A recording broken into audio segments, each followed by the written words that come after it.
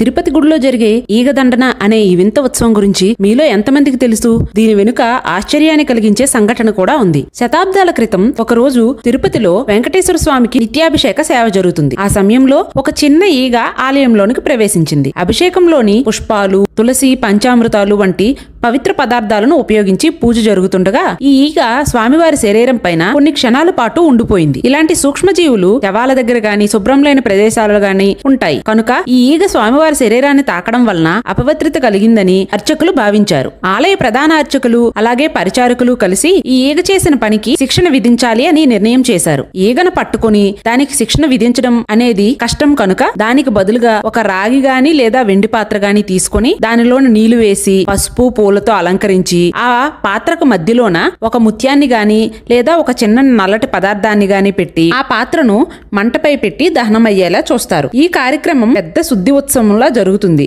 ఆలయం అంతా కడిగి యజ్ఞాలు, హోమాలు చేసి ఆలయాన్ని పవిత్రం చేస్తారు. ఆనాటి నుండి ఇప్పటి వరకు ఈ ఉత్సవం పాటిస్తూ వస్తున్నారు. మీలో ఎంతమందికి ఈ ఉత్సవం గురించి తెలుసో చెప్పండి. అందరూ కమెంట్స్ లోనే ఒకసారి ఓం నమో వెంకటేశాయ అని కామెంట్ చేయండి.